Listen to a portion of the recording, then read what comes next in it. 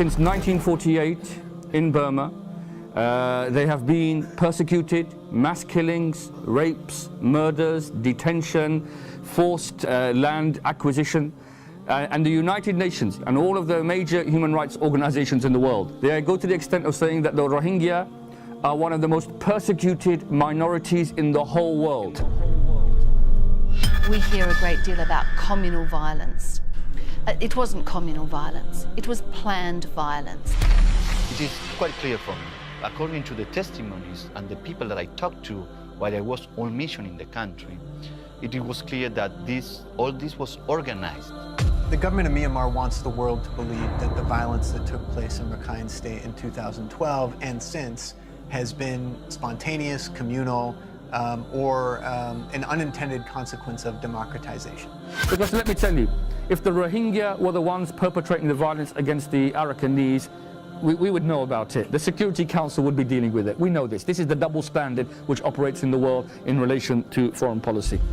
According to the UN report, there were consistent accounts that Rakhine from other areas were brought in to reinforce local communities prior to attacks. The internal UN report cited abuses committed not only by local Rakhine, but also state security forces, including the military, the border forces, and the police.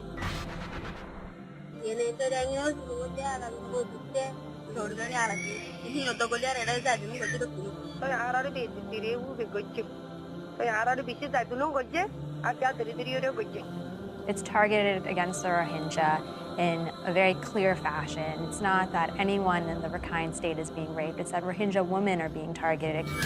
What happened in Mektela was a targeted attack on Muslims, not Rohingya, but Muslims who had been a part of the community in Mektela. Most of the killing has been done in the most barbaric way. You know, people haven't got arms as well. And also what's interesting is this is how we know the security forces are in collusion with the Arakanese against the Rohingya Muslims. Why? Because many of the deaths have been from gunshot wounds. Perhaps the strangest and the most revolting part of this massacre was that it was filmed. It was filmed by perpetrators themselves to show how proud they were of what they were doing. You can see police there, present at the scene where people are being killed, and they're armed as police and they're not doing anything. The regime of Thein Sein is prepared to use the hate speech for the government's own ends, and that is to marginalise, segregate, diminish the Muslim population inside Burma. It's part of a genocidal process.